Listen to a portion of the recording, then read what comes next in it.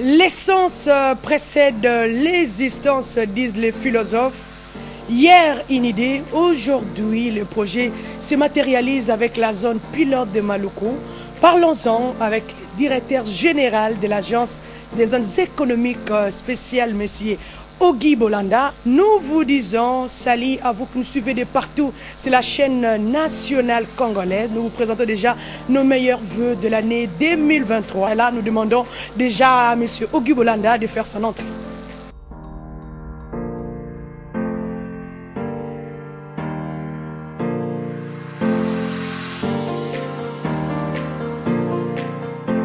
Hier, vous étiez chargé de mission de l'Agence de zones économiques spéciales et nous étions avec vous. Et aujourd'hui, vous êtes devenu directeur général. Alors nous vous présentons d'abord nos félicitations. Vous le savez, nous sommes au début de l'année. Il serait mieux de présenter à nos fidèles téléspectateurs de meilleurs vœux. Naturellement, exact. Je présente mes meilleurs vœux à vos nombreux téléspectateurs. Merci. Et comme on dit, à tout seigneur, tout honneur, je ne peux pas manquer de commencer par présenter mes meilleurs vœux au président de la République, le chef de l'État. Présenter mes meilleurs vœux aux animateurs de toutes les institutions du pays, les premiers ministres, les présidents du Parlement, du Sénat, des différentes cours. Exact. Donc je présente mes vœux aussi à notre personnel de l'Agence des zones économiques spéciales. C'est vrai, vous êtes directeur général de l'Agence des zones économiques spéciales, mais peut-être vous avez d'autres informations que le téléspectateur aimerait connaître. En fait, comme vous venez de le dire, il a plu au chef de l'État en fait, de me confirmer au poste de directeur général de l'Agence des zones économiques spéciales à la suite de l'ordonnance signée le 11 novembre. Exact. Donc maintenant, il m'a donné tous les pouvoirs en tant que directeur général pour gérer l'Agence des zones économiques spéciales. En fait, ce qui arrive, c'est que on devrait rester conforme d'abord à la Constitution, parce que la Constitution dit que c'est le chef de l'État, dans son article 81, c'est le chef de l'État qui nomme et relève de leurs fonctions, entre autres les mandataires dans les entreprises et établissements de l'État. Comme l'ASES était un établissement public qui a été créé par décret 15/007 du 14 avril 2015, il était tout à fait normal que les animateurs, que les organes de l'Agence des zones économiques spéciales puissent respecter ce qui est prévu dans la législation congolaise. C'est le président de la République qui nomme les mandataires publics. J'étais chargé des missions, j'étais nommé par le Premier ministre. Donc il fallait rester conforme. C'est comme ça que le président de la République, en fait, a confirmé cela en me nommant directeur général. En fait, l'Agence des zones économiques spéciales est née sur les cendres de la cellule d'appui aux zones économiques spéciales. La cellule d'appui aux zones économiques spéciales était une structure technique mise en place avec l'appui de la Banque mondiale. Et moi-même, j'avais été recruté pour ça à l'époque. J'avais été recruté par les COPIREP pour diriger la cellule. Et les décrets qui a mis en place l'ASES disaient déjà qu'en son article 43, qu'à l'entrée en vigueur de l'Agence des zones économiques spéciales, le personnel de l'ASES devait être affecté à l'agence. Donc, si vous considérez cet historique-là, c'est tout à fait normal aujourd'hui que les chefs de l'État puissent me confirmer comme directeur général parce qu'il n'a fait que respecter aussi ce qui est prévu dans les... Voilà, ce qui est prévu, qui a dit dans les décrets, qui a créé l'ASES, qu'à l'entrée en vigueur de l'ASES, le personnel est affecté. Moi, j'ai fui coordonnateur principal de l'ASES. Je ne pouvais qu'être nommé à un poste de responsabilité. Et je remercie les chefs de l'État, je remercie le ministre de l'Industrie. Aujourd'hui, je remercie le Premier ministre aussi, parce que c'est lui qui a contresigné l'ordonnance qui m'a nommé. Donc, ils ont été fidèles, ils ont été cohérents en fait. Et je suis reconnaissant envers toutes ces autorités qui m'ont fait confiance pour que je puisse diriger l'Agence des zones économiques spéciales, maintenant, non plus comme chargé des missions, comme directeur général, avec tous les pouvoirs reconnus à un directeur général et avec tout ce qui va avec. De là, maintenant, c'est une entreprise publique ou... Non, nous sommes toujours un établissement public. On a toujours été un établissement public. Ça ne change pas. Ça ne change pas. Seulement, du point de vue juridique, les organes ont été mis en place. Notamment, je n'ai pas été nommé seul. On a nommé tout un conseil d'administration. Exact. Parce que les organes de l'Agence des zones économiques spéciales sont au nombre de 3. Il y a le conseil d'administration, il y a la direction générale, et puis il y a le commissariat aux comptes. Aujourd'hui, nous avons le conseil d'administration et la direction générale, qui sont des organes différents qui concourent tous à la bonne gestion de l'Agence des zones économiques spéciales. Mais chaque organe a ses prérogatives qui sont reconnues dans les textes ayant créé l'ASES. Mais il y a un organe qui reste. Lequel? C'est les commissariats aux comptes. Et ça, ce n'est pas le président de la République. Au terme de la loi, c'est le Premier ministre qui doit nommer 2 commissaires aux comptes pour que tous les organes prévus dans les décrets soient représentés. Oui, voilà. Il faut que tous les organes... Maintenant, nous avons des organes, mais nous espérons que dans les tout prochains jours, le Premier ministre finira par désigner les 2 commissaires aux comptes qui seront avec nous pour pouvoir accompagner l'ASES dans ses missions. Dans ses attributions. Voilà. Alors, passons de chargé de mission au directeur général. Qu'est-ce qui a changé, je le dis bien, sur le plan fonctionnel et juridique? Bon, sur le plan fonctionnel, vraiment pas grand-chose, parce que les chargés de mission avaient déjà rang de directeur général. Ils remplissaient déjà cette fonction-là. C'est du point de vue juridique. Donc ça existait déjà quelque part. Oui, ça existait déjà. Seulement maintenant, comme j'ai dit au début, il fallait être conforme et à la Constitution et aux lois, notamment au décret qui a créé l'ASES, qui dit que le directeur général est nommé relevé de ses fonctions par le chef de l'État.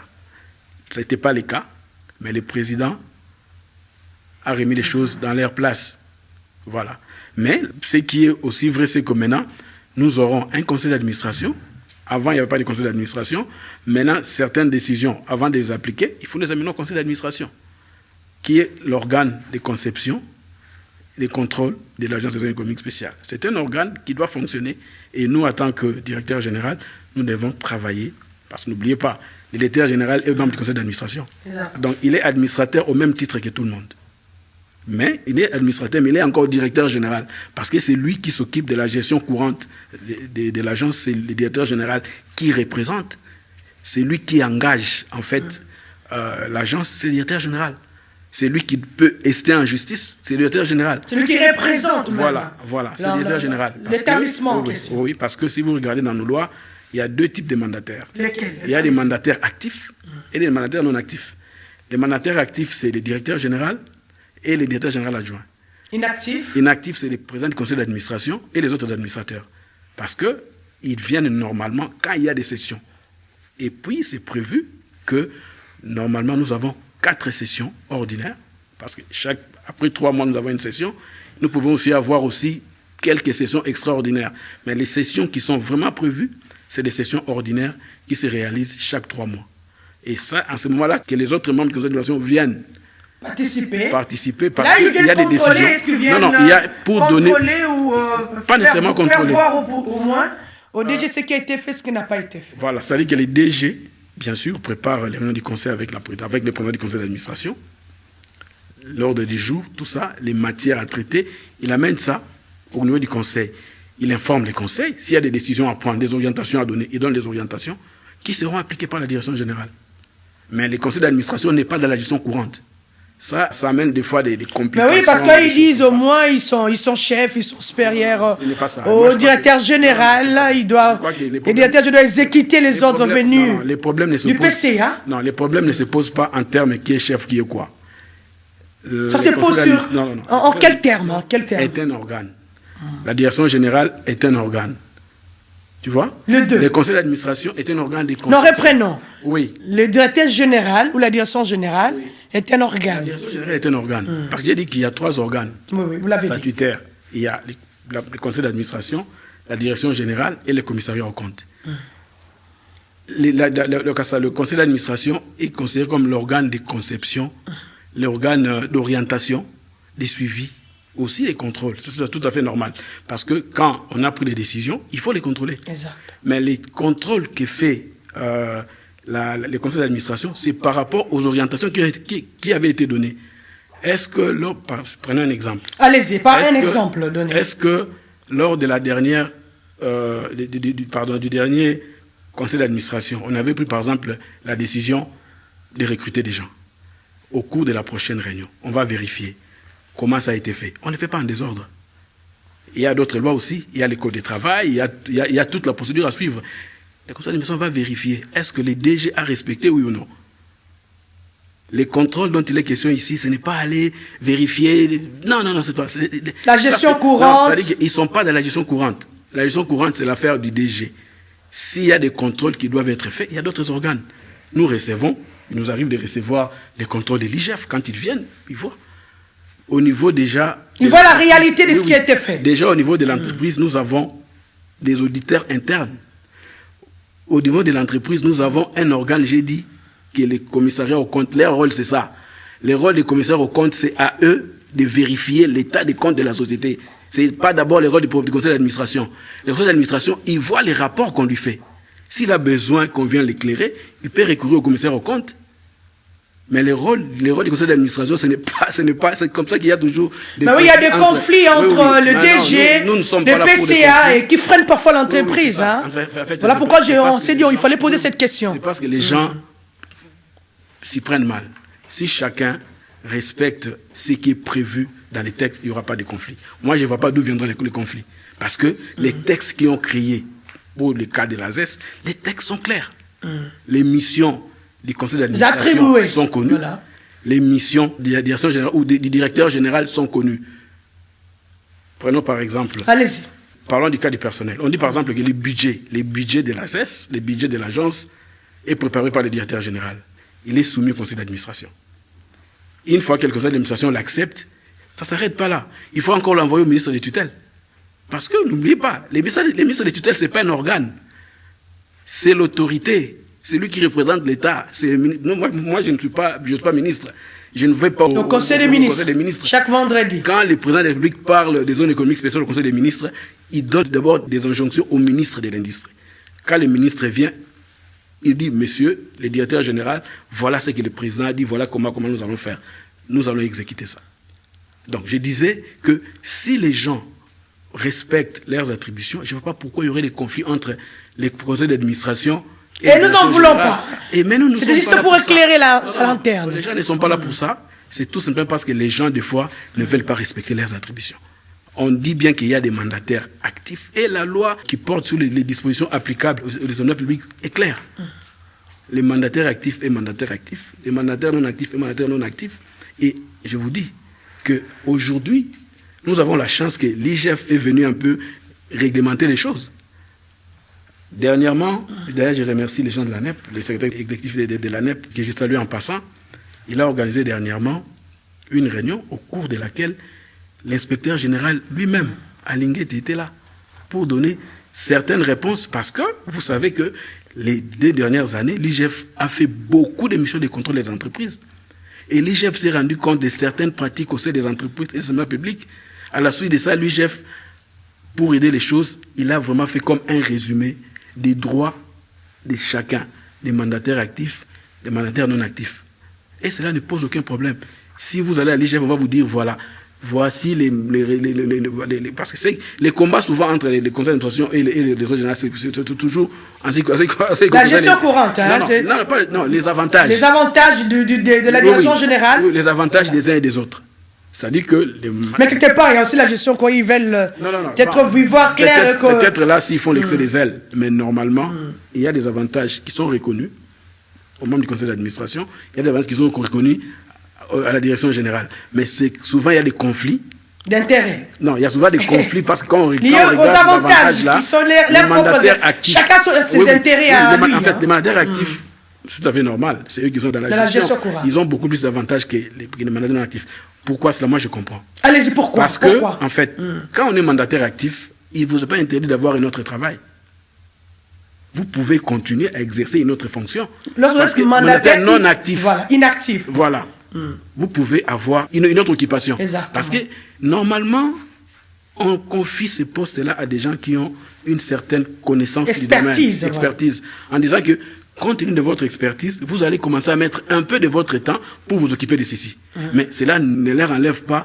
Il y en a qui sont membres. C'est très important. Hein? Oui, voilà pourquoi vous voyez, il y a des PCA députés nationaux. Voilà. C'est pour vous dire que c'est ça. Il y a des administrateurs. Il est administrateur, mais il est député national, il est sénateur. Il est sénateur. Il est peut-être médecin, il est peut-être avocat ou quoi, je ne sais pas. C'est ce qui fait que leurs avantages sont bien circonscrits. Parce que l'État suppose qu'ils peuvent avoir aussi d'autres occupations à faire. Mais le directeur général, Son travail à lui, c'est s'occuper de la gestion courante. Disponibiliser tout son temps. Il ne peut pas avoir un autre travail. Il ne peut pas. Bon, moi je comprends. Alors nous avons compris là, il faut accompagner les directeurs généraux. C'est d'ailleurs la raison pour laquelle le Premier ministre actuel, ayant vu tous ces conflits-là, il a mis en place depuis le mois de septembre une commission ad hoc. La commission ad hoc en question est en train de travailler sur les avantages des mandataires dans les entreprises et établissements de l'État, pour que les choses soient claires, pour que l'interprétation ne soit pas, chacun fasse l'interprétation à sa manière.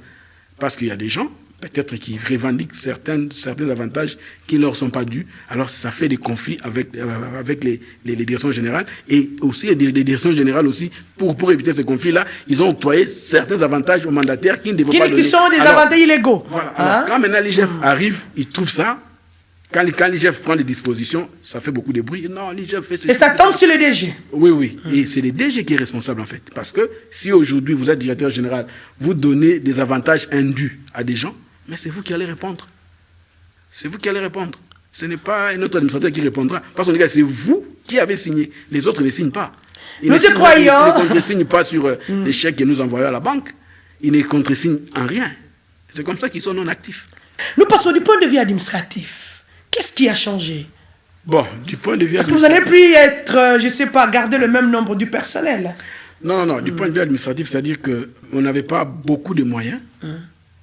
Par exemple, la structure ne pouvait pas se développer parce que vous savez, par exemple, que l'agence des zones économiques spéciales doit avoir des antennes dans les provinces. Dans toutes les 26 provinces? Oui. Dans les provinces où les activités des zones économiques spéciales vont d'abord commencer. Nous ne sommes pas là pour créer des antennes pour le plaisir de les faire, non. Là où nous trouvons que les activités des zones économiques spéciales commencent, nous sommes obligés de mettre une antenne pour faire les suivis. Parce que Kinshasa n'est pas le Congo. Et puis nous-mêmes, nous n'allons pas nous commencer à nous multiplier pour aller à Kisangani, pour aller à Lubumbashi, dans le Congo central. Non, nous devons avoir des représentants. C'est vrai que la direction générale est là, les organes sont à Kinshasa, mais au niveau des provinces, nous aurons des antennes, comme tous les établissements de l'État qui ont des antennes dans les provinces. Nous devons aussi les avoir. Or, pour créer même ces antennes-là, il fallait qu'il y ait un conseil d'administration. C'est une décision du conseil d'administration. Le directeur général, les jours où nous verrons par exemple dans les provinces où les activités vont commencer bientôt, comme par exemple dans la province du Haut-Katanga, certainement dans la province du Lualaba et dans d'autres provinces, où nous voyons déjà qu'il y a des projets de zones qui sont déjà là ou en gestation, nous sommes en train de réfléchir pour déjà... Comment y mettre en place? Voilà. Comment nous allons mettre en place l'antenne, comment nous allons recruter les gens. Voilà. Donc, tout ça, ça dépend du conseil d'administration. C'est la raison pour laquelle le conseil d'administration est un organe très important pour nous, parce que c'est le conseil d'administration qui va nous autoriser d'ouvrir l'antenne. Vous facilitez. Nous sommes par exemple membres, nous devons être membres des organes internationaux qui regroupent les zones économiques spéciales. C'est toujours le conseil d'administration qui autorise l'agence des zones économiques spéciales de le faire. Vous voyez, c'est comme ça que je disais, donc les passerelles de coopération existent. Malheureusement, les gens ne voient pas ça. Ils considèrent plus d'autres aspects. C'est ce qui fait que, comme j'ai dit, nous, on n'a pas encore l'expérience du conseil d'administration, mais nous voyons ce qui se fait ailleurs. Il y a des conflits parce que les gens ne veulent pas rester dans leur plate-bande. Dans leurs attributions. Dans leurs attributions. Et ça fait... Alors, du point de vue pratique, parce que les gens nous suivent de partout, ils disent c'est vrai, maintenant, c'est au moins, il y a un établissement concret parce qu'il y a un directeur général, il y a le PCA. Peut-être dans 2 ou 3 semaines, on va nommer le commissaire. Mais du point de vue pratique, qu'est-ce qui a été fait et qu'est-ce qui reste à faire? Bon, du point de vue pratique, l'autre fois quand vous m'avez reçu ici, je crois, au mois de mai, nous avons parlé de la zone de Maluku. La zone pilote. Voilà. Pratiquement, ce qui est en train de se faire, c'est ça. Aujourd'hui, nous avons une zone économique spéciale. Avant, c'était comme une vue de l'esprit. Une idée. Une idée. Quand nous parlions de ça, les gens ne nous faisaient même pas confiance. Les ministres de l'Industrie, quand il est arrivé en poste, le ministre Julien Paluku, que je salue encore en passant. Nous les saluons aussi. Voilà. Il n'a fait que parler des zones économiques spéciales, même jusqu'aujourd'hui. Il ne fait que parler de ça. Les gens, des fois, ne les comprenaient pas. Ils disaient, ah, Babandaka, Nanzela. Aujourd'hui, si vous allez à Maluku, vous allez voir comment les choses sont en train de changer. Tout ce qu'ils ne croyaient pas aujourd'hui, quand ils vont, mais ils disent, mais non. C'est-à-dire que s'il y a la volonté politique, on peut faire beaucoup de choses. Et je vous dis, depuis le mois de mai de cette année, Maluku est en train de bouger.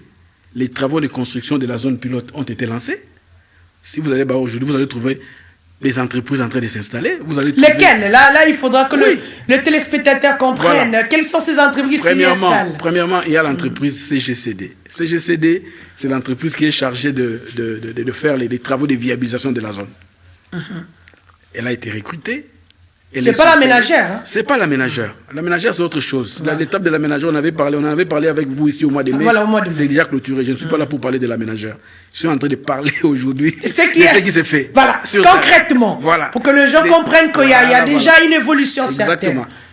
Ce qui s'est fait sur terrain. À Maluku, qui est la zone pilote, ça ne date pas d'aujourd'hui. Hein. Ça date de beaucoup d'années. Mais comme il fallait aller mollo. Et là, je me rappelle, c'était depuis 2012 qu'on voilà. Mais aujourd'hui, ça devient une réalité. Voilà. Ça devient aujourd'hui une réalité parce que la zone est en train d'être construite. Exact. Il y a la société CGCD qui fait les travaux de viabilisation des voiries. Nous avons été en fait court-circuités par la demande des entreprises.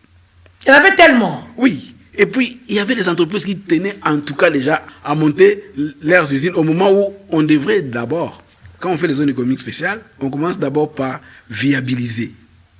Rendre viable cette zone. Mais nous, on a été pris de court. Parce que les entreprises qui sont là disent non, nous devons être là. Même si vous êtes en train déjà de faire des travaux de viabilisation, nous aussi, nous voulons déjà commencer à monter nos usines. C'est la raison pour laquelle aujourd'hui, sur à Maluku, vous allez trouver la société CGCD en train de faire des travaux.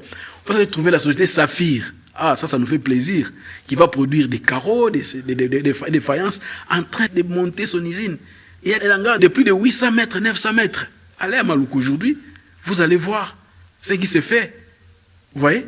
En dehors de Maluku. Parce qu'il faut voir en dehors de la ville province de Kinshasa. Vous savez que la RDC, le ministre de l'Industrie l'a dit ici dernièrement, quand il avait organisé en 2021 la DRC Business Forum, la RDC est plus compétitive que la Chine, que la Pologne, que les États-Unis pour monter une usine de précurseurs de batteries.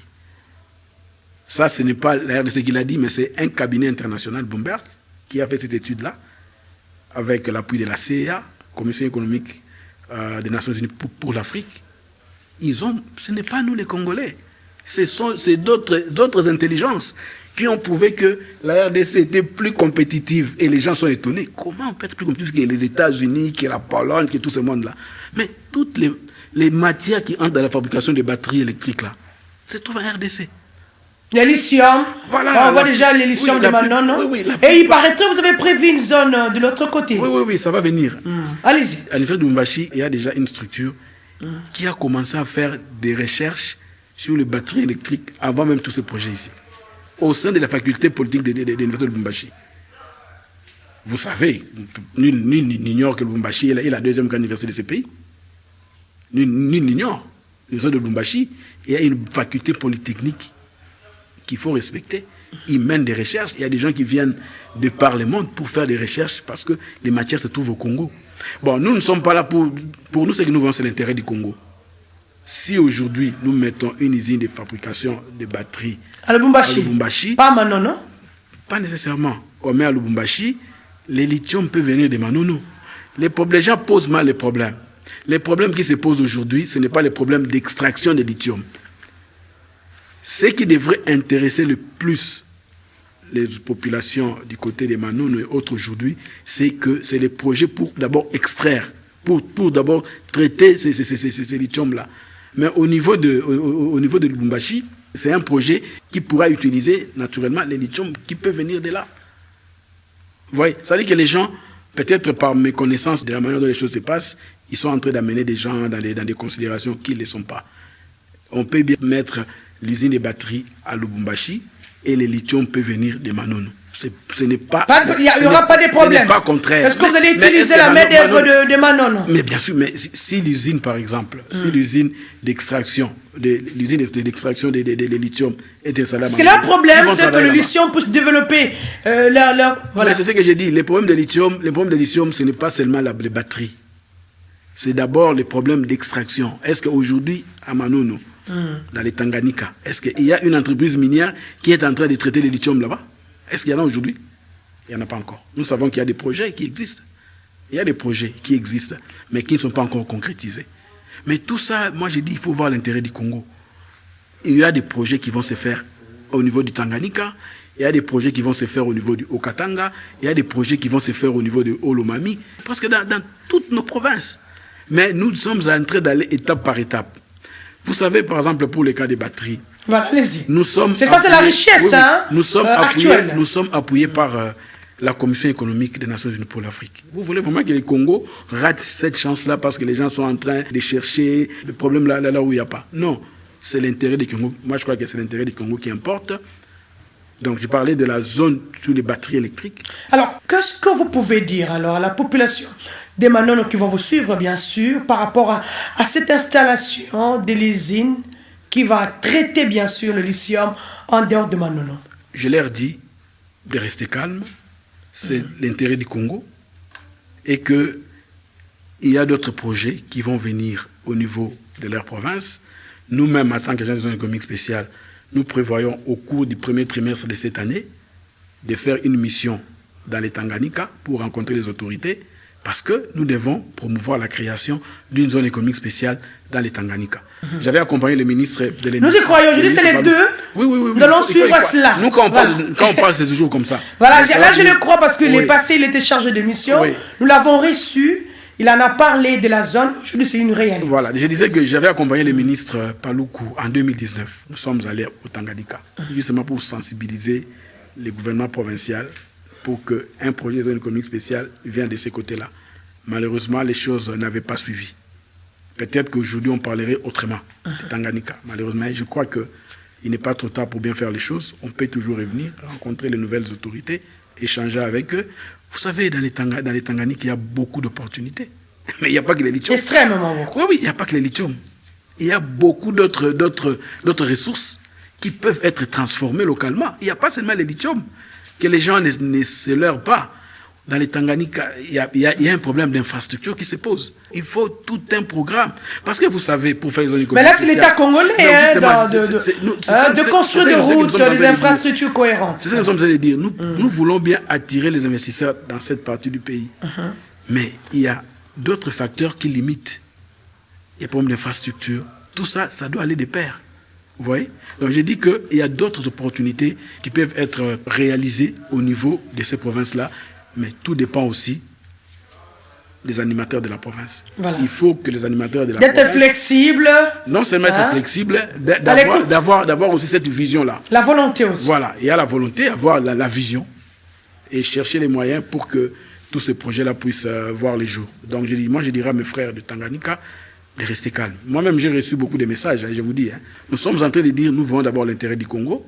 Il y a la Commission des Nations Unies pour l'Afrique qui appuie ces projets. Il y a déjà un opérateur sérieux qui est derrière ces projets. Laissons ces projets avancer. Cela n'est pas contraire avec le développement de la province du Tanganyika. La province du Tanganyika, il faut que les lithium soient d'abord extraits du sol pour pouvoir être utilisés. Il faut que les entreprises minières qui ont des projets pour les lithium, qui puissent avoir, je ne sais pas comment ça se passe, je ne suis pas du ministère des Mines, je ne sais pas comment ça se passe. On va appeler les experts. Voilà. Donc c'est à eux de voir comment ils vont traiter avec ces entreprises-là qui ont des projets pour traiter les lithium. Parce que nous, en tant que ministère de l'Industrie, en tant qu'ASES, nous sommes ministère de l'Industrie. Parce que c'est notre tutelle. Exact. Nous sommes dans la transformation. Nous ne sommes pas dans l'extraction. Dans l'industrialisation. D'ailleurs, la loi sur les aides interdit. Les zones économiques spéciales ne sont pas là pour aller dans des carrés miniers. Non, ça, ce n'est pas notre problème. Nous, c'est que les matières qui sont sorties du sol, pour les transformer. Et si vous regardez bien, c'est depuis pratiquement 2017, je crois, si ma mémoire ne me trahit pas, il y a eu une conférence minière qui avait été dans les lois là-bas. Si vous prenez les résolutions de cette conférence minière, il y avait 8 principales résolutions. Parmi ces résolutions, il y avait mettre en place une zone économique spéciale. Tout ça est documenté. À l'issue de la conférence minière, 8 résolutions. Une des résolutions, mettre en place une zone économique spéciale. Pour transformer... Non, dans cette partie-là. Voilà, on n'avait pas déterminé le lieu. Oui, pour transformer localement les matières qui sont là. Et aujourd'hui, nous avons la chance d'avoir l'accompagnement de la CIA. Nous avons la détermination du président de la République. Nous avons le ministre de l'Industrie qui ne cesse de parler de ça dans le cadre du plan d'industrialisation. Nous allons rater ça? Moi, je ne pense pas. Nous sommes en train de travailler pour que, au niveau de toutes les provinces. Parce que vous savez, nous avons un plan directeur d'industrialisation. Lesquels? Dans le PDI, le pays a été divisé en 6 zones industrielles. Citez-les. Vous prenez les configurations des anciennes provinces. Vous avez du côté de l'Ouest. Vous avez par exemple la zone du côté de l'Ouest qui va réunir... En fait, la zone industrielle de l'Ouest concerne Kinshasa, le Congo central, les Grands Bandundu. Donc aujourd'hui, nous avons Maïndombe, Kwango, Kwilo. Ça, c'est du côté de l'Ouest. Vous prenez au centre, vous avez les Grands Kasaï. Aujourd'hui, nous avons Kasaï central, Kasaï et puis Sankourou, Lomami. Vous allez du côté du sud, tous les grands Katanga, Okatanga, Lualaba, Olomami, Tanganyika, c'est une zone industrielle. Et si vous allez maintenant du côté du nord-ouest, vous avez la Chopo, Ouele, Baouele, toute cette partie-là. Et vous allez maintenant à l'équateur, vous avez Sud-Ubangi, Nord-Ubangi, Équateur et les autres, Chuapa et autres. Vous voyez que la stratégie du gouvernement, c'est quoi? C'est que dans tous ces espaces-là, qu'on puisse créer des zones économiques spéciales qui tiennent compte des ressources que nous avons dans notre pays. Parce que le président est en train de parler de la revanche du sol sur les sous-sols. Ouais. C'est-à-dire qu'il faut que les gens comprennent bien ce que le président veut dire. Allez-y. Si vous pouvez nous expliciter, oui, ça c'est-à-dire qu'il faut que les richesses qui sont dans notre sol, une fois exploitées, puissent aider dans la transformation du pays. C'est ce que nous allons voir. Les sols, en fait, c'est ce que nous allons voir. Les sous-sols, c'est la revanche du sol sur les sous-sols. C'est enfoui là-dedans. Chercher à l'intérieur. On va les sortir, Foncer. On va les transformer pour que nos populations puissent en bénéficier. C'est ça, en fait, l'industrialisation. C'est ça. La revanche du sol sur les sous-sols, c'est aussi faire de l'agriculture. C'est transformer ces pays. Mais de l'agriculture industrielle. Oui, bien sûr. C'est la raison pour laquelle les chefs d'État sont en train d'en parler. C'est-à-dire que les ressources du Congo doivent permettre à ce que le Congo soit transformé. À travers, aujourd'hui, nous avons beaucoup de minéraux qui sont vendus des fois à des prix chers. Il faut que cet argent-là puisse permettre à ce que les pays puissent se développer. Parce que ces minéraux-là, ils consomment un jour, ça va finir. Mais ça va laisser quoi? Mais si cet argent a été bien géré, on transforme les pays, nous allons attirer encore beaucoup d'investisseurs. Madame, j'étais dernièrement à Dubaï. À Dubaï, qu'est-ce qu'il y a là-bas? C'est les sables, non? Ils n'ont pas ce que nous avons. Mais je vous dis, quand vous allez à Dubaï, vous voyez ce qu'ils sont en train de faire. Mais pourquoi tout le monde veut aller à Dubaï? Et pourtant, ils n'ont pas ce que nous avons. La richesse de Dubaï, ce n'est pas la richesse du Congo. Hein? Mais la richesse de Dubaï fait aujourd'hui beaucoup d'argent, rien qu'avec le tourisme urbain. Mais si vous allez là-bas, mais des fois, vous n'avez pas envie de rentrer, les attractions qu'on vous donne, vous dépensez l'argent des fois sans les savoir. Vous voyez ça, vous aimez. Vous voyez ça, vous aimez. Ils ont seulement donné... Ça vous est arrivé, je pense. Ah, mais bien sûr, parce que vous devez dépenser j'étais avec les enfants. Sans compter. Non, c'est pas ça. Et comment vous avez fait? Comment vous êtes senti? Ça, c'est intéressant. J'étais avec des enfants. Bon, oui. Il fallait quand même leur dire non, ça on peut faire, ça on peut pas faire. Mais c'était seulement pour dire que les infrastructures, c'est très important pour le développement. Les Congo, nous avons tout pour attirer le monde entier chez nous, mais nous manquons encore beaucoup d'infrastructures. Mais la volonté est là. Qu'il faut développer. Oui, bien sûr. Voilà. Mais heureusement que nous avons maintenant cette volonté-là. Les chefs de l'État ont la volonté de transformer ces pays. Et nous, au niveau de l'industrie, nous avons le PDI. Le plan directeur d'industrialisation a été chiffré à plus de 50 milliards de dollars. Mais quand le ministre de l'Industrie parle de 50 milliards de dollars, les gens croient que ça c'est une utopie. Rome n'a pas été créé en un jour. Entre nous, c'est énorme, hein? Il faut faire les choses étape par étape. Étape par étape. C'est la planification. On peut dire que les 5 années ici, nous allons faire ça, ça et ça. Il faut le faire. Voilà. Malheureusement, des fois chez nous, on ne fait pas. Mais s'il y a la volonté, comme il y a la volonté, de faire des choses, 5 années après, on fait une évaluation. Qu'est-ce qu'on a fait? On a déjà fait les routes, ok. Imaginez, madame, si tous les Congos ici étaient réunis, rien que par la route, s'il y avait des trains qui partaient du nord au sud, de l'est à l'ouest, mais je vous assure, mais les Congolais, ils resteraient chez eux. Vous pensez que les gens qui sont à l'extérieur, là, ils aiment rester à l'extérieur? Moi, quand je suis à l'extérieur, souvent, je suis malheureux. Je me rends compte que je ne suis pas dans mon pays. Je suis heureux quand je suis au Congo. Parce qu'à l'extérieur, il y a tellement de réalités qu'on ne dit pas aux gens. Moi, je dis, on est heureux que dans son pays. Je ne voudrais pas aller dans beaucoup de considérations, mais tout ce que je peux dire, voilà. On est heureux qu'on est dans son pays. on est heureux dans son pays. Donc nous avons intérêt à travailler pour nos enfants, pour les enfants de nos enfants, pour qu'un jour qu'ils disent que non, ceux qui étaient avant nous avaient travaillé et ils vont bénéficier de ça.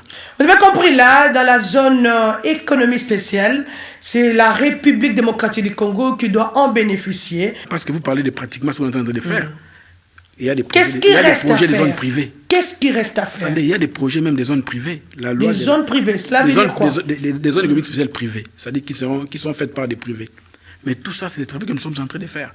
Est-ce qu'il y a-t-il des Congolais qui s'y intéressent, qui viennent vous voir pour dire, voilà, j'aimerais m'installer dans votre zone économique spéciale? Il y a des Congolais? Oui, il y a des Congolais qui s'intéressent à ça. Il y a bon, disons, même des entreprises qui sont basées au Congo ici. Quand on parle des Congolais, ce n'est pas seulement la nationalité congolaise, mais on voit aussi la nationalité des sociétés.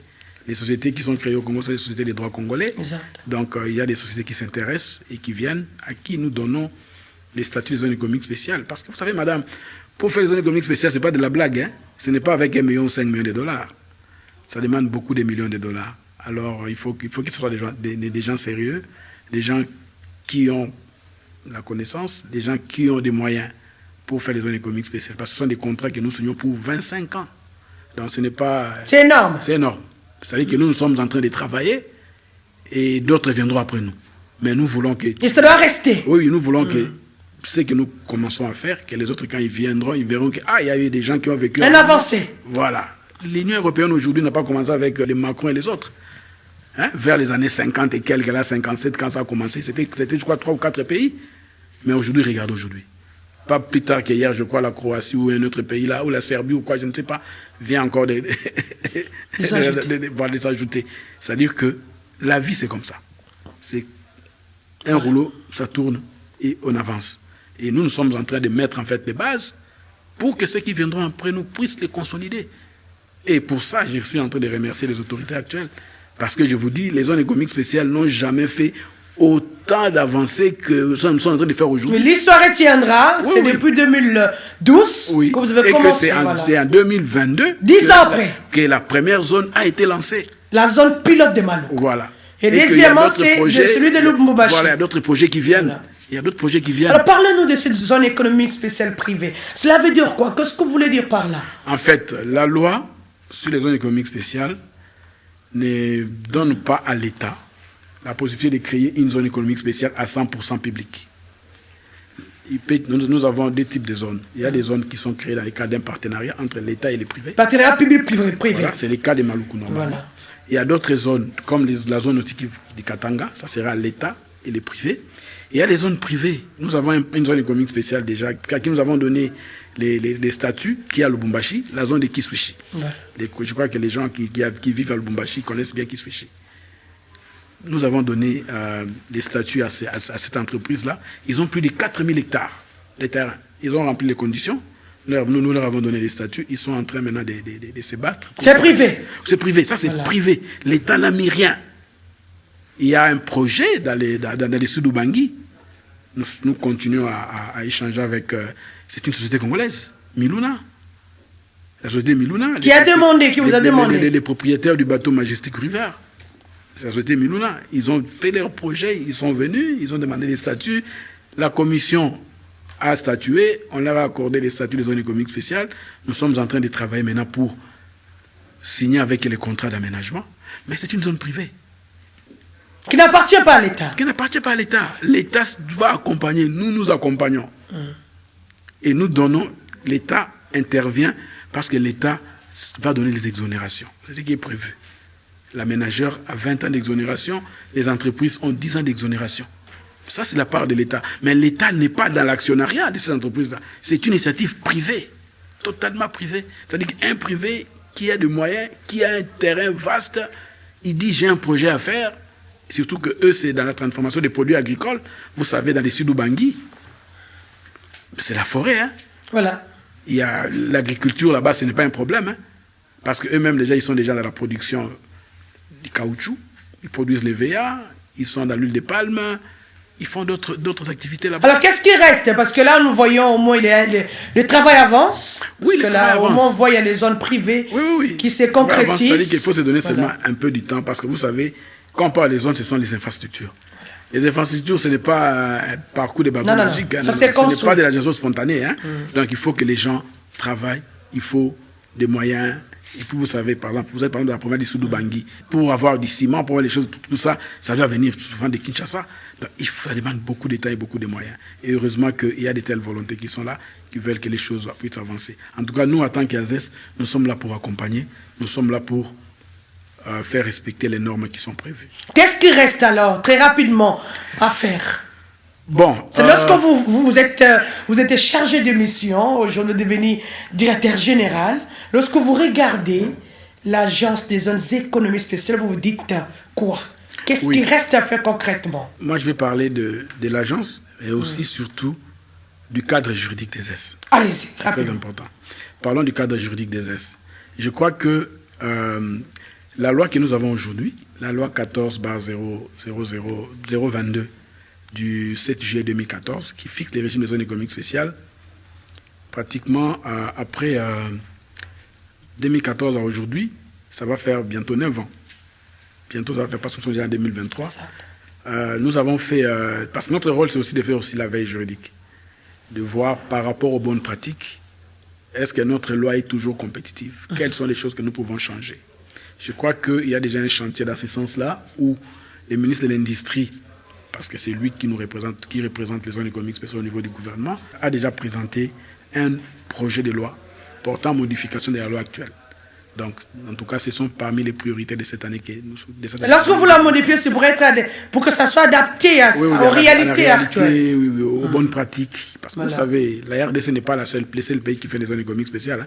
Pratiquement tous nos voisins les font aussi. Nous sommes comme dans une concurrence. Dans une compétition. Donc, nous devons, nous aussi, bien voir qu'est-ce qui fait que les autres attirent et nous, on n'attire pas. Qu'est-ce qui peut être changé chez nous? Parce qu'on dit, il n'y a que les imbéciles qui ne changent pas. Mais les gens qui réfléchissent, ils peuvent changer. Là, on n'a pas bien fait. Là, on peut changer pour attirer. Exact. Parce que j'ai dit, le Congo a plus que tous nos voisins. Nous avons, ça, je ne suis pas honte de le dire, nous avons plus que tous les pays voisins du Congo. Nous sommes des pays solutions, voilà. Dans plusieurs domaines. Environnement, nous sommes un pays solution. Nous sommes en train de mettre des bouchées doubles pour voir qu'est-ce qui peut être changé dans la loi, de manière que nous soyons toujours plus compétitifs. Alors, concernant maintenant, nous-mêmes en tant que zones économiques spéciales, nous sommes un établissement de l'État. Nous devons traiter avec des gros investisseurs. Je vous dis, les zones économiques spéciales... Du monde, il faut le préciser. Les zones économiques spéciales, ce n'est pas l'affaire de 1 million de dollars. De toutes les façons, nous allons tout de suite demander l'interview, je le dis bien à l'équipe technique, de nous balancer cette interview du ministre de Budget à la descente du jeudi passé. Voilà, Maloukou, suivez. C'est un projet qui vise la matérialisation de la vision de son Excellence, Monsieur le Président de la République, chef de l'État, Félix Antoine Tshisekedi Tshilombo, qui voudrait enfin rendre possible le rêve de l'industrialisation de la République démocratique du Congo, rêve que nous pouvons depuis l'indépendance de notre pays. Nous sommes arrivés, nous avons visité plusieurs sites en construction ici. Nous avons été accueillis à ce qu'on appelait home base, c'est ça, la base, où est établie la coordination des activités ici. Et nous avons vu non seulement ce chantier, ce gigantesque chantier de la construction d'une usine qui va nous fabriquer des faïences et des carreaux, mais aussi des projets d'aménagement, des travaux d'aménagement en cours pour les voies d'accès sur ce site. Et aujourd'hui, nous avons remis des certificats d'agrément à 4 entreprises qui ont déjà souscrit pour s'installer ici. Et parmi lesquelles Saphir, là où nous sommes, qui va produire les carreaux comme j'ai dit, mais il y a aussi l'usine Pepsi qui va s'installer un peu plus loin derrière et d'autres qui vont faire du travail de bois, etc. Donc je suis, en tant que ministre du Budget, je suis particulièrement ravi de voir que les efforts qui sont fournis sur le plan financier par le gouvernement de la République sont effectivement en train de se concrétiser en actions palpables, visibles. Et donc nous pensons qu'à l'accomplissement de cette première zone industrielle, la République démocratique va s'engager enfin sur la voie de l'industrialisation, commencer à produire des produits manufacturés ici et participer au commerce international pour ne pas devenir ou rester, demeurer un déversoir des produits et des commodités produits par d'autres pays au monde. C'est aussi un moyen de permettre à la RDC de s'intégrer et de jouer sa part dans le cadre de la zone économique spéciale continentale africaine qui est en cours de réalisation. Et donc ici, il y a une création d'emplois. Vous avez vu les mamans qui sont en train de vendre à manger. Vous avez vu des milliers de Congolais qui sont en train de travailler. Et il y aura encore plus les sociétés s'installent ici, plus les entreprises s'installent, les usines s'installent ici. Il y aura de l'emploi et c'est encore un autre objectif du gouvernement qui sera rencontré par ce projet important. Voilà, donc c'est vraiment avec beaucoup de satisfaction que je rentre et je ferai rapport acquis de droit. Et je voudrais saisir cette opportunité pour vraiment sincèrement féliciter le collègue Julien Paluku pour le fait qu'il a enfin démarré ce projet qui est en gestation depuis 2012. Vous l'avez peut-être bien suivi parce que vous étiez sur place et nous vous avons accompagné. Quel commentaire pouvez-vous faire de cette descente? Bon, le commentaire que je peux faire, c'est que, en fait, dans la stratégie du ministre de l'Industrie, je vais parler de sa stratégie. Avant, il était comme seul, en train de pousser. Il est arrivé maintenant à un niveau où ça demande beaucoup de moyens. Le ministre de l'Industrie, ce n'est pas lui qui gère les finances du pays. Il ne peut que recourir aux finances et au budget.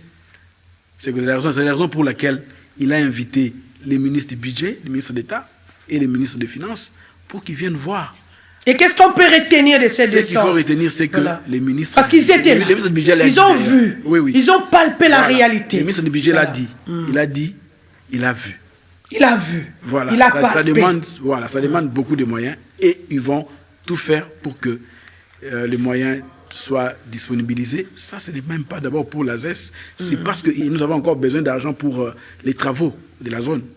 Vous savez que j'ai dit que la zone de Maluku est une zone qui est faite dans le cadre d'un partenariat. L'État apporte de l'argent. Les travaux de viabilisation qui se font là, c'est l'État qui le finance. Il y a encore un gap. Nous manquons encore un peu d'argent pour l'addiction. Concrètement, quelle est la part de l'État congolais, c'est celle du privé? Bon, en pourcentage, hein, oui. Discrètement. Oui. Dans le cas de Maluku, normalement, l'État devrait contribuer pour 20%. 20%. Ouais. 80% c'est les privés. C'est les privés. Mais bon, l'État aujourd'hui privilégie d'abord, parce que les fonds de l'État devraient servir en fait à la viabilisation. C'est ce qu'il est en train de faire. L'État a déjà mis en disposition le fonds. Oui. Et c'est une bonne chose. Voilà, une bonne part. Mais comme je disais, il y a encore un gap que nous cherchons à combler. Exact. Et c'est comme ça que le ministre de l'Industrie a recouru à ses collègues des finances et des budgets pour leur dire, venez voir ce qui s'est fait, non seulement en termes d'infrastructure, aussi en termes de facilité. Vous savez, les zones économiques spéciales ont été lancées dans le cadre aussi de l'amélioration du climat des affaires. C'est ça le rôle des zones économiques spéciales. C'est-à-dire que dans ces territoires-là que nous appelons zones économiques spéciales, l'État s'est décidé de mener certaines réformes. C'est la raison pour laquelle, dans les zones économiques spéciales, même notre loi l'a dit, ce sont des territoires qui bénéficient d'un régime particulier, les rendant plus attractifs que les restes de l'économie. C'est ce que les gens ne comprennent pas. C'est-à-dire que les régimes des zones économiques spéciales est plus attractif que les autres régimes. Vous comprenez? Malheureusement... Est-ce qu'ils ne fouillent pas les taxes? Voilà, ils pensent y aller dans les zones pour être exonérés totalement. Non, c'est pas ça. C'est la raison pour laquelle, avec les administrations traditionnelles, nous avons toujours du mal à faire passer certaines choses.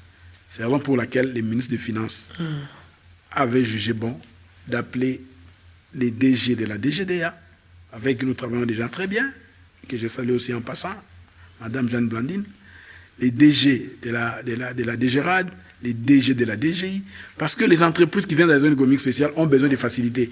Ces facilités-là sont en termes d'exonération, d'exemption et autres. Mais qui gère ces institutions-là?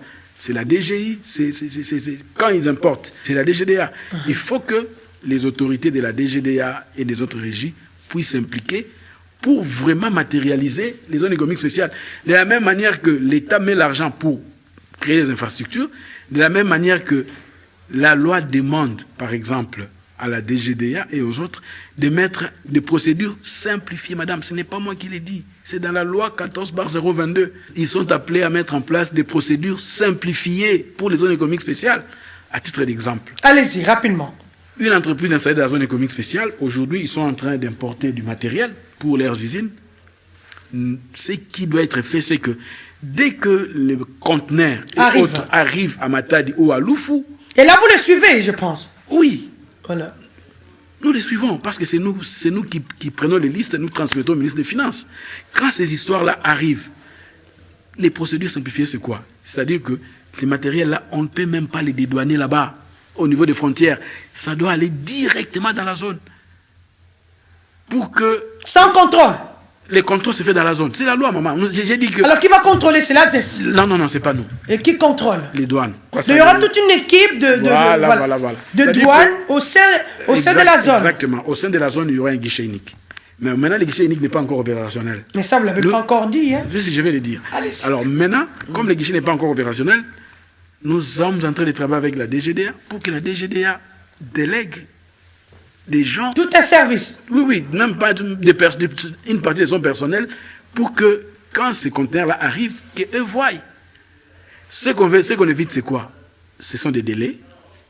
Parce que j'ai dit ici, les S, nous voulons des facilités. Quand la loi dit que accorder des mesures simplifiées, ça dit que ça ne doit pas être comme tous les jours. Dans la manière des choses se passent tous les jours, quand le matériel arrive, ça doit passer par-ci, ça doit faire ceci, ça doit aller dans tel bureau. On dit que pour les zones, donner des mesures simplifiées.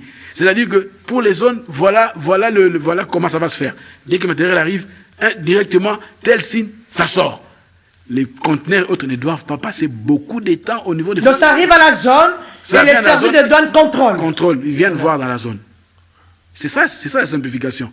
Parce que nous recevons beaucoup de... Les facilités. Voilà, c'est ça les facilités que nous demandons. Par exemple, pour la DGI. Allez-y. Les entreprises qui sont installées dans la zone économique spéciale sont exemptées de payer la TVA. 16% de la TVA. Ils ne payent pas. C'est la loi qui le dit. Ils ne payent pas. Pour qu'ils ne payent pas, nous sommes en train de demander à la DGI, par exemple, parce qu'ils les font au profit des ambassades et d'autres projets financés par les bailleurs. Pourquoi est-ce que pour les zones économiques spéciales, la DGI ne va-t-elle pas innover en disant, par exemple, que pour les zones économiques spéciales, les DG va signer un document que nous allons remettre... Attestant. Voilà, attestant que telle entreprise est exonérée de payer la TVA. De telle sorte que l'entreprise des Est, quand ils vont acheter les histoires ici sur les marchés locaux, c'est pour ça qu'ils vont acheter les véhicules ici, c'est les autres, les distributeurs, pour ne pas faire la publicité. On lui demande, mais moi je suis exonéré de la TVA, mais ça, comment vous le prouvez? Est-ce que vraiment l'entreprise doit d'abord amener la loi, il doit amener les décrets, il doit amener les contrats d'aménagement, il doit amener quoi? Alors que si on fait une lettre ou un document qui atteste, oh voilà, telle entreprise est exonérée de payer. Dès que vous présentez ça au niveau des fournisseurs, les gens acceptent parce qu'ils voient la signature du DG de la DGD. Nous pensons que là, nous y reviendrons. Oui, nous y reviendrons dans un autre numéro. Là, c'est un travail entre le DG de l'ASES, je pense, avec et les régies financières. Les régies financières, d'en voir comment, avec quelle possibilité de concevoir tout des mesures simplifiées. Voilà. C'est tout ce que nous demandons. Donc, c'est-à-dire que... Tout un document attestant cela. Voilà, pour simplifier. La DGRAD aussi est appelée à faire ça. Parce que les entreprises de la zone ne sont pas exonérées de toutes les taxes. Il y a certaines taxes qu'ils payent et des taxes qui vont à l'État central, au gouvernement central, ils payent 50%. Il faut que la DGRAD aussi puisse s'impliquer. Alors rapidement, vous allez nous parler, je pense, en quelques lignes de défis, je le dis bien, de la zone pilote de Maluku et des zones en gestation. En tout cas, c'est la fin de ces numéros. Merci beaucoup. Par rapport aux défis... Parce qu'il y en a beaucoup. Il y en a beaucoup. Mais moi, je considère toujours les défis majeurs, avec M majuscule, si je puis le dire. Énorme. Donc, pour vous dire que c'est énorme, mais je ne sais pas comment... Le premier défi, c'est un défi foncier. Comment les quantifier? Voilà, un défi foncier. Parce que, pour faire les zones économiques spéciales, il faut du foncier. Il faut au moins 250 hectares. Pour faire 250 pour faire une zone économique spéciale. Et si vous voulez faire une zone économique spéciale qui peut s'étendre, il faut aller à plus de 1000 hectares. Parce que nous, déjà à Maluku, ici, on a 244 hectares. Mais je vous dis, c'est trop compliqué. Quand il y a engouement, vous vous rendez compte que vraiment les 250 hectares là, c'est rien. Moi, je suis d'avis, particulièrement au niveau de nos provinces, que les autorités provinciales réfléchissent dans le sens de garder des terrains pour les projets des zones économiques spéciales. Je crois même qu'au niveau du gouvernement, il y a tout un ministère qui est chargé de la décentralisation, de tout ça. Il faut que dans le plan de développement de ces provinces-là, qu'il y ait des terrains dédiés. Madame, nous, on a peut-être eu la chance de voir, de visiter d'autres pays. Dès que vous quittez l'aéroport dans d'autres pays, ce sont les zones industrielles. Parce que les zones industrielles, souvent, sont connectées avec les aéroports. Vous voyez? C'est prévu. Mais chez nous, ici, c'est trop difficile. L'État est propriétaire du sol et du sous-sol. Tout appartient à l'État. Mais l'État, des fois, souffre pour trouver des terrains pour faire... Là, vous voulez dire que l'État manque des terrains? L'État, pour des domaines de l'État qui sont réservés pour des projets de l'État. Mais on est souvent dans des cours et tribunaux. Nous-mêmes, pour Maloukula, combien de fois nous a traîné en justice? Parce que vous avez exproprié les gens. Donc, si les défis fonciers n'est pas relevé, nous aurons toujours des problèmes d'expropriation pour faire des projets. Or, je vous dis, les expropriations, on ne les fait pas de bon cœur. Quelqu'un avait sa maison ou avait sa propriété. Il est habitué à y rester. Avec ça, vous lui dites non, vous devez quitter. C'est pas facile. Ah, mais je vous dis, moi je le comprends aussi. Tout ça, c'est parce que l'État n'a pas prévu de tels domaines. Or, dans d'autres pays, il y a des domaines qui sont réservés. On ne doit pas tout vendre. Où avez-vous un pays où on vend tout? On ne peut pas tout vendre. Donc là, c'est le premier défi. Le premier défi. Le second. Le deuxième défi, c'est un défi financier. Ce sont des ressources. Il n'y en a pas assez. Il n'y en a pas assez, mais on doit s'organiser. Les ressources, il y en a toujours. Mais il faut toujours organiser. C'est comme dans nos ménages. Un parent, quand on est responsable, tu sais, si on a son petit salaire, un homme rationnel. Voilà, si on a son petit salaire, on ne mange pas tout. On garde un peu d'argent. En provision. On garde un peu d'argent. Pourquoi on garde l'argent? C'est aussi votre épargne. Vous pouvez aussi utiliser ça. Ah, je vais acquérir une parcelle. Ah, j'ai un peu d'argent, j'achète. Parce que j'avais gardé un peu d'argent. Ah, je vais faire ça pour ma famille. Voilà, je vais contribuer pour tel. Si vous prenez, vous avez votre salaire, vous le bousillez le même jour, madame, c'est un conseil que je vous donne, vous n'aurez rien après votre travail. Après, là, c'est ce que vous faites. À la retraite, gardez. vous n'aurez rien. Voilà. Parce que votre retraite sera peut-être vos biens que vous aurez après. C'est ça la consommation future. C'est ça la réalité de nos pays, malheureusement. Hein? Quand tu travailles, pense aussi quand tu ne vas plus travailler. Alors, quand toi, tu as du travail, tu manges tout. C'est trop compliqué. Vous voyez un peu? Donc, les ressources, l'État doit s'organiser. Aujourd'hui, le ministre de l'Industrie est en train de préparer un fonds pour le financement des S. C'est une innovation. Le ministre de l'Industrie va le faire. Et le Premier ministre va prendre les décrets pour le financement des S. C'est-à-dire que c'est un véhicule financier qui va concentrer les différentes ressources qui vont permettre, madame, s'il y a un projet de zone dans les cadres un facilitateur financier. Voilà, pour faire par exemple les études de faisabilité. Nous allons par exemple faire une zone économique spéciale dans les Tanganyika. Supposons qu'on ait un terrain. On aura l'argent où? Aller dans le budget de l'État. Supposons que le projet est venu au mois de mai. Le budget de l'État avait déjà été voté déjà.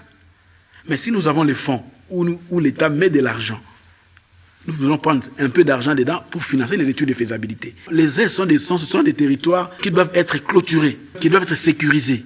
Nous allons le faire comment? Donc là, nous retenons, il y aura un autre fonds industriel pour l'ASES. Mais ces fonds-là, que les gens ne se méprennent pas. Les fonds dont nous parlons, ce n'est pas un établissement public. C'est un véhicule financier. C'est-à-dire que c'est un système qui est mis en place où l'État peut dire, par exemple, que c'est votre réserve, en quelque sorte. Le budget de l'État, chaque année, je vois par exemple 10 millions de dollars, doté, voilà. Je mets dans les fonds de financement des ASES. De telle sorte que quand nous, ASES, nous avons besoin d'argent pour faire les études de faisabilité, nous n'allons plus demander au ministère des Finances. Un autre défi, comme j'ai dit ici, madame, c'est la formation. Voilà. On doit former les gens. On doit former les gens. Un quatrième défi, parce que tout ça est lié, c'est le climat des affaires en RDC. Ça, vraiment, c'est capital. Le climat d'une manière générale. Nos bien-aimés de la NAPI se battent pour ça. Les chefs de l'État ne cessent d'en parler. Les ministres du plan et autres ne cessent d'en parler. Le climat des affaires. Les problèmes qu'il y a avec notre appareil judiciaire. Tout ça, ça doit vraiment être réglé. Vous savez, madame, les gens ne viennent pas dans des pays seulement par rapport aux exonérations, non. C'est vrai, ça contribue, mais plus les climats des affaires. les gens veulent venir, quand ils viennent, ils mettent leur argent, que les choses se passent calmement, qu'il n'y ait pas trop de tracasseries, qu'il n'y ait pas tout ça.